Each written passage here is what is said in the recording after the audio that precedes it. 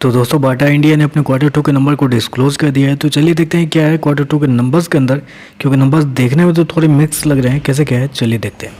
तो data basically company को millions में दिया गया है। मैं आपको क्रोस में कन्वर्ट करके समझाता हूँ कैसे क्या हुआ है।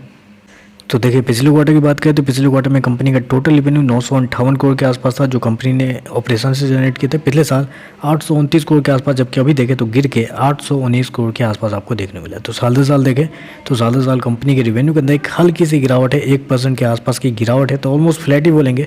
तो साल दर साल कंपनी के रेवेन्यू ऑलमोस्ट फ्लैट है, लेकिन क्वार्टर क्वार्टर जाते हैं तो क्वार्टर क्वार्टर कंपनी के रेवेन्यू के अंदर एक अच्छी खासी गिरावट आपको देखने मिला। अप्रोक्सीमेटली 15% के आसपास की गिरावट है।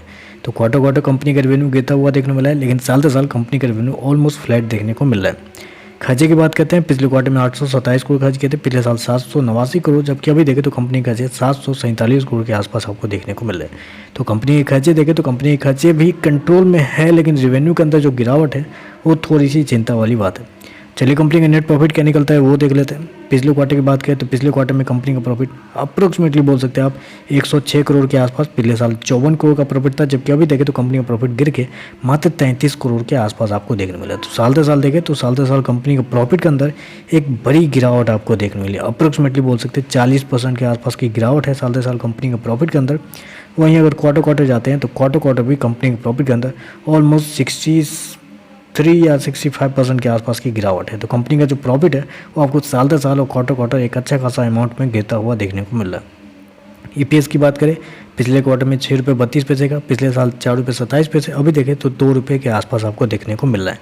तो ओवरऑल अगर देखें तो इस क्वार्टर के नंबर थोड़े से तो कमजोर देखने को मिल रहे हैं, क्योंकि कंपनी का रेवेन्यू गिरना है साल दर साल और क्वार्टर क्वार्टर बड़ी एक थोड़ी सी प्रॉब्लम वाली बात है। ऊपर से कंपनी का जितना रेवेन्यू नहीं गिरा है, मात्र 1% कंपनी का रेवेन्यू गिरा है साल दर साल, लेकिन जब प्रॉफिट के अंदर जाते हैं तो प्रॉफिट के अंदर एक बड़ी गिरावट देखने को मिली। वो बहुत बड़ा सरप्राइज है। देखते हैं मार्केट कैसे रिएक्ट करेगा, लेकिन ओवरऑल देखें तो थोड़े से नेगेटिव नंबर है। हालांकि इस क्वार्टर में कंपनी को एक्सेप्शनल आइटम के थ्रू भी कुछ कंपनी को खर्चे लगे हैं। अप्रोक्सीमेटली 40 करोड़ के आसपास का कंपनी को खर्च एक्सेप्शनल आइटम में भी लगा है, लेकिन फिर भी अगर एक्सेप्शनल आइटम हटा के भी देखें ना तो कंपनी का प्रॉफिट पिछले साल 72 करोड़ के आसपास था, अभी देखें तो 57 करोड़ है।